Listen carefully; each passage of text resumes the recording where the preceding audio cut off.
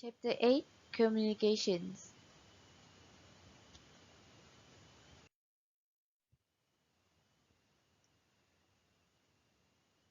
Alright, for learning outcomes, number 1 is definition of communications, number 2 communication process, number 3 formal communications, number 4 informal or grapevine communication, and the last one is the barriers to effective communication and ways to overcome it.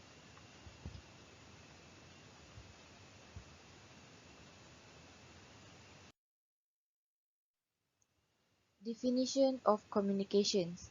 It was the process of transmitting a message to the receiver to obtain a response.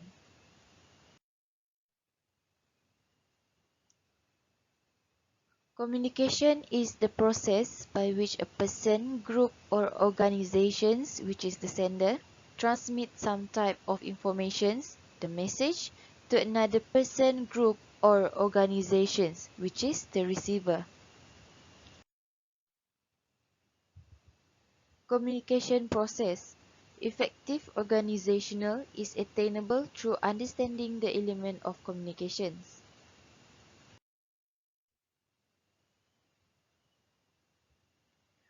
Social context. A setting in which communication occurs. For example, it includes the culture that the individual was educated or lives in, and the people or institutions with whom they interact with. For example, the noise, the sender, the encoding, the message, decoding, the receiver. It was also the channel and communication feedbacks. Okay, for the next slide.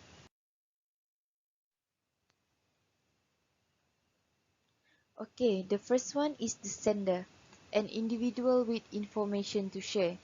The sender must decide on the message to share, the channel to use, and encode the message. Encoding, a process that translates the sender idea into a systematic set of symbolics of a language expressing the communicator purpose. For example, encoding can either be verbal, it was spoken and written communication, or non-verbal, from facial gesture, body language, and appearance. Okay, for the next one is the message. The codes that are transmitted via a medium or channel to a receiver. It particularly gives meanings to the information or data.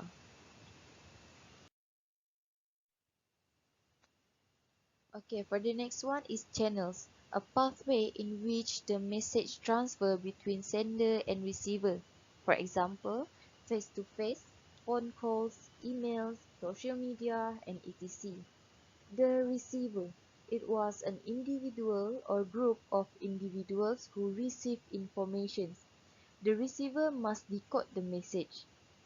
Decoding, the translation of received message into interpreted meanings. The receiver will assign meaning to the message. The feedback is necessary here because misunderstanding may occur. Feedback is a process of verifying messages, and the receiver attempt to ensure that the message he or she decode is what the sender really meant to deliver.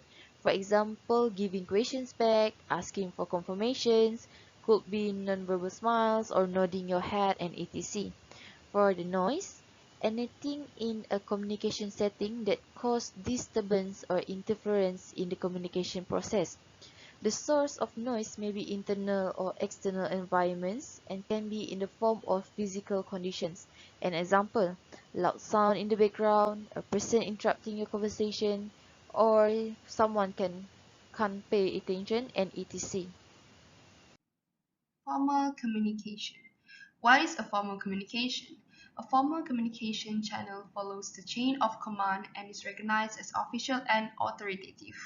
And one of the ways to view formal communication within organizations is to examine how it flows either vertically or horizontally. Vertical communication. For vertical communication, the flow of information occurs upwards and downwards in the chain of command in an organization.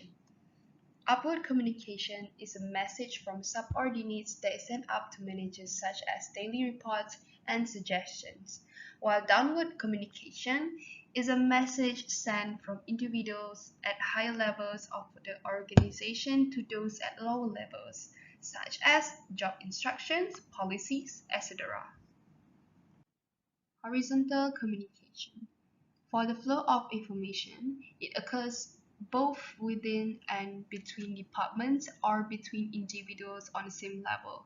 Hence, an effective organizations encourage horizontal communication because it can increase the coordination, collaboration, and cooperation. Point 4. Informal grapevine communication. Introduction. An informal communication channel arises due to the social relationship developing in an organization. It also arises due to the demands of organizational members in satisfying their social needs. A common term for this informal communication path is the grapevine. The grapevine is an informal method of transmitting information depicted as the organization's wandering of message.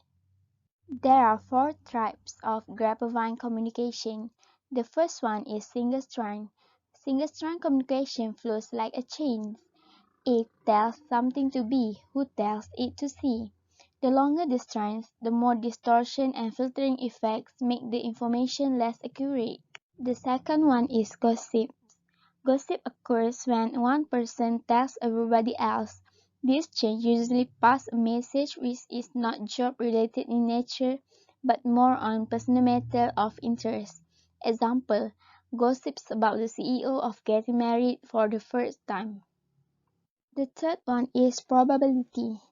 Probability types of communication channels may move information from one person to another person randomly. The source of information for each person receiving the message is different.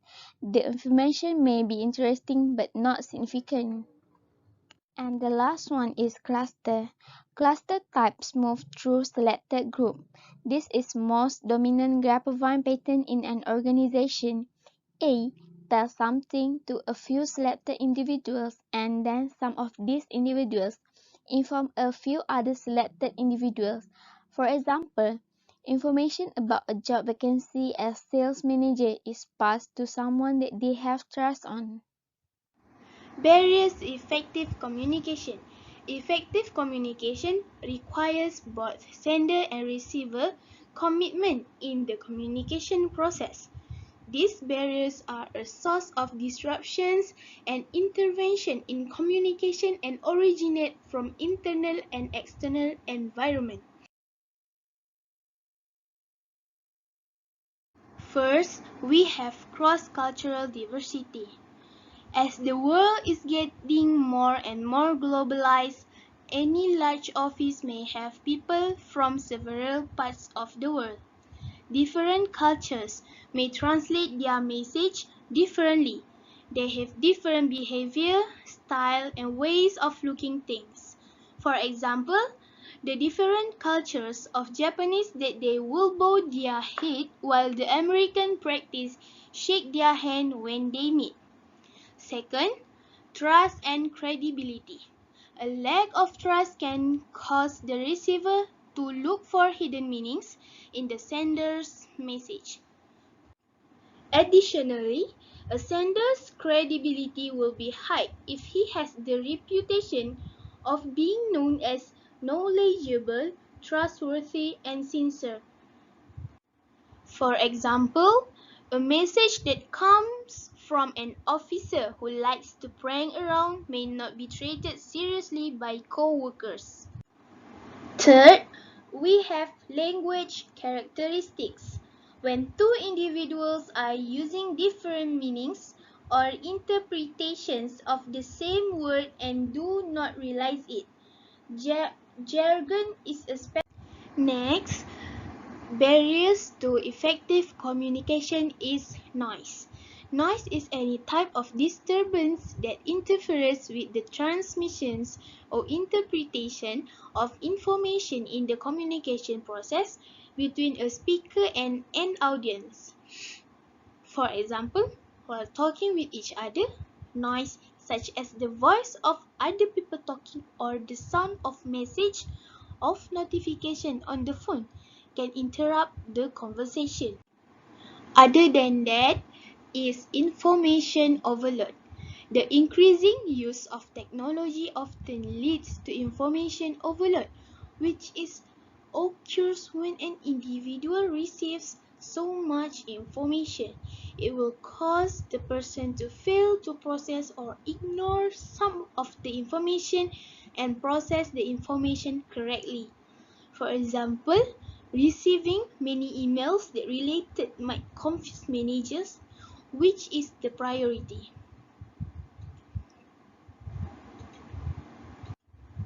The last one is inconsistent verbal and non-verbal communication.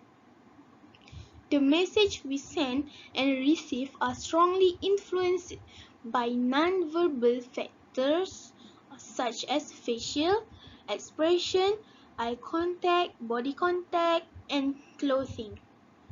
For example, the manager asks his employees to submit the report with smiling face, so they assume that the report is not urgent.